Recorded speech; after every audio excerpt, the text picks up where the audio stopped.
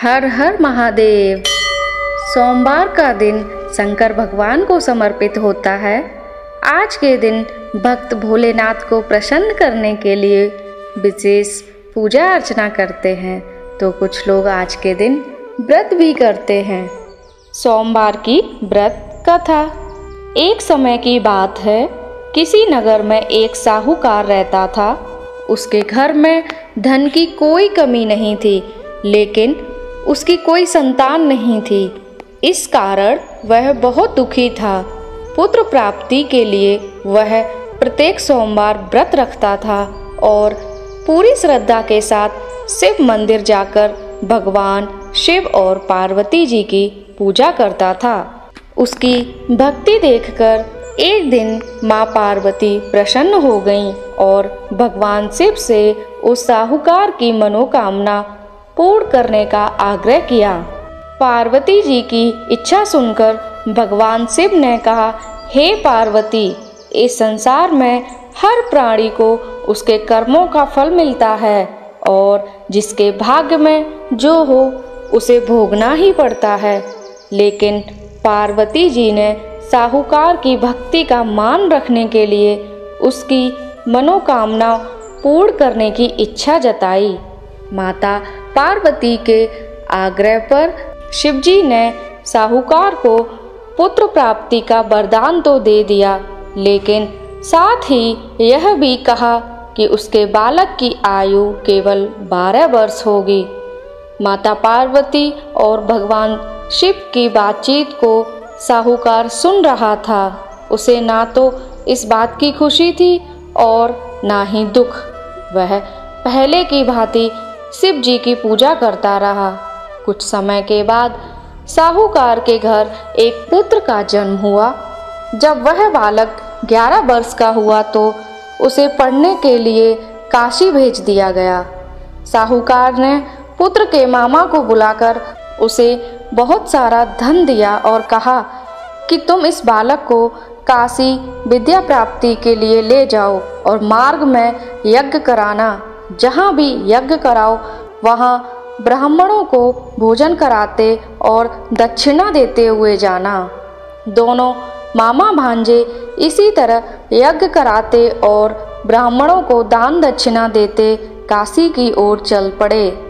रात में एक नगर पड़ा, जहाँ नगर के राजा की कन्या का विवाह था, लेकिन जिस राजकुमार से उसका विवाह होने वाला था वह एक आंख से काना था। राजकुमार के पिता ने अपने पुत्र के काना होने की बात को छुपाने के लिए एक चाल सोची। साहूकार के पुत्र को देखकर उसके मन में एक विचार आया। उसने सोचा, क्यों ना इस लड़के को दूल्हा बनाकर राजकुमारी से विवाह करा दूं।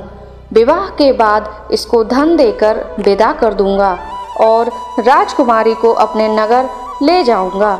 लड़के को दूल्हे के वस्त्र पहनाकर राजकुमारी से विवाह कर दिया गया, लेकिन साहूकार का पुत्र ईमानदार था। उसे यह बात न्याय संगत नहीं लगी।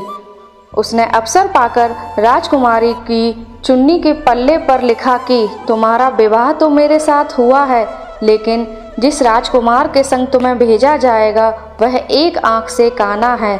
मैं तो काशी पढ़ने जा रहा हूँ।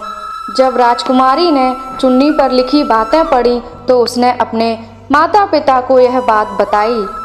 राजा ने अपनी पुत्री को विदा नहीं किया, जिससे बारात वापस चली गई।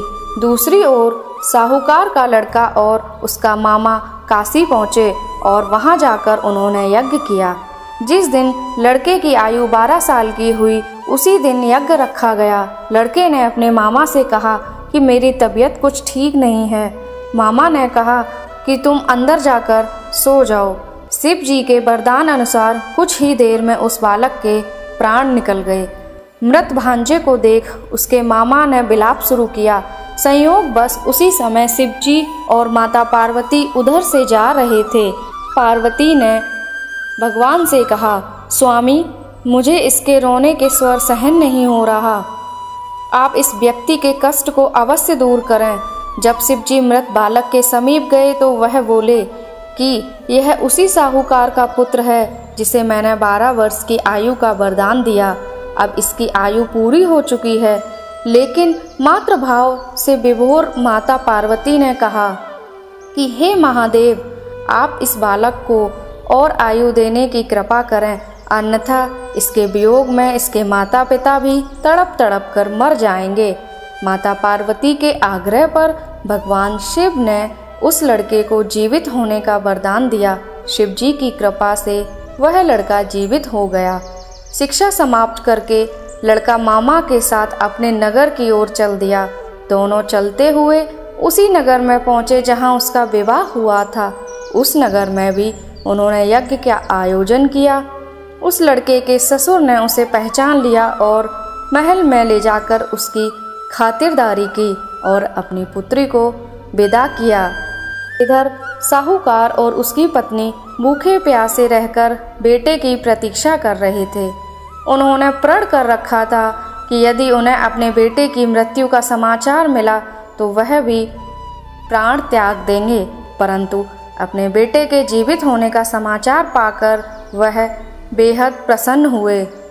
व्यापारी के स्वप्न में आकर कहा, हे श्रेष्ठी, मैंने तेरे सोमवार के व्रत करने और व्रत कथा सुनने से प्रसन्न होकर तेरे पुत्र को लंबी आयु प्रदान की है। इसी प्रकार जो कोई सोमवार व्रत करता है या कथा सुनता है और पढ़ता है, उसके सभी दुख दूर होते हैं और समस्त मनोकामनाएं पूर्ण होती हैं। सोमवार व्रत की विधि। नारद पुराण के अनुसार सोमवार व्रत में व्यक्ति को प्रातः स्नान करके शिव जी को जल और बेलपत्र चढ़ाना चाहिए तथा शिव गौरी की पूजा करनी चाहिए। शिव पूजन के बाद सोमवार व्रत कथा सुननी चाहिए। इसके बाद केवल एक ही समय भोजन करना चाहिए। साधारण रूप से सोमवार का व्रत दिन के तीसरे तक होता है, मतलब शाम तक रखा जाता है। सोमवार व्रत 3 प्रकार का होता है: प्रति सोमवार व्रत, सौम्य प्रदोष व्रत और 16 सोमवार का व्रत। इन सभी व्रतों के लिए एक ही विधि होती है।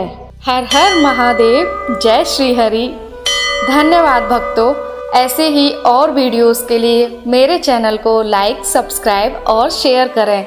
और अगले वीडियो में आप किस कथा को सुनना चाहते हैं ज़रूर कमेंट करें।